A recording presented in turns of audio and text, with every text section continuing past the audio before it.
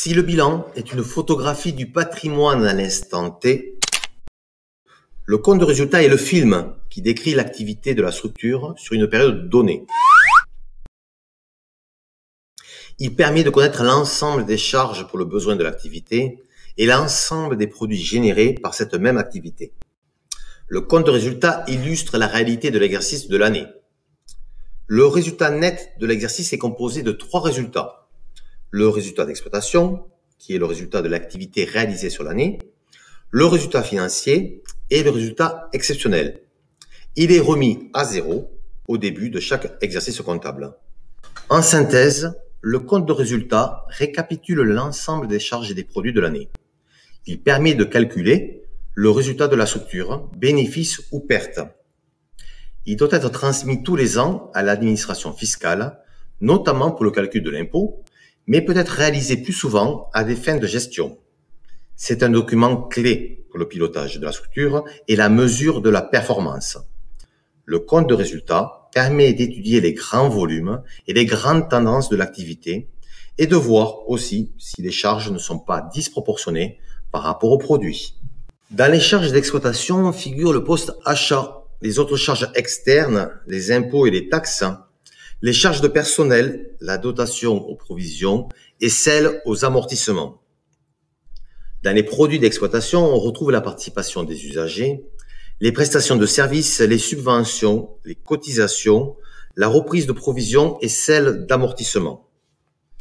La différence entre les charges et les produits donne le résultat d'exploitation, auquel il faut rajouter le résultat financier et le résultat exceptionnel pour obtenir le résultat net.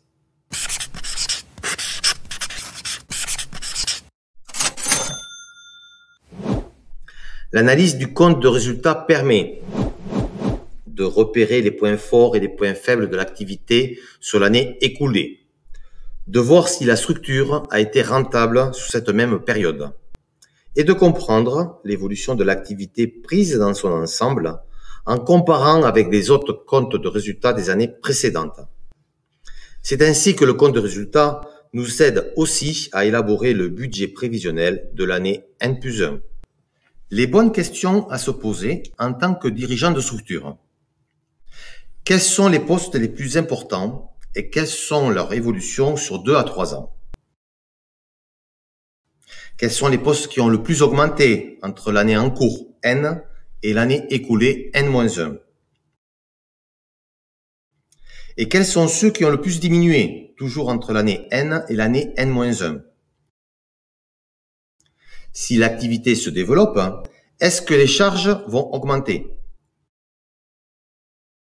Et si l'activité diminue, les charges diminuent-elles également? Je vous propose maintenant quelques ratios en relation au compte de résultat. Ils sont utiles à connaître lorsqu'on dirige une structure. L'indicateur du poids du personnel salarié, c'est les charges du personnel divisé par le total global des charges, en moyenne entre 60 et 80% dans le secteur des services. L'indicateur du taux de croissance de l'activité, 100 multiplié par les ventes de l'année N, moins les ventes de l'année N-1, divisé par les ventes de l'année N-1.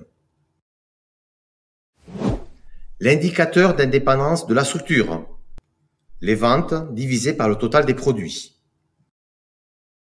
L'indicateur de dépendance de la structure vis-à-vis des financeurs, le total des subventions sur le total des produits.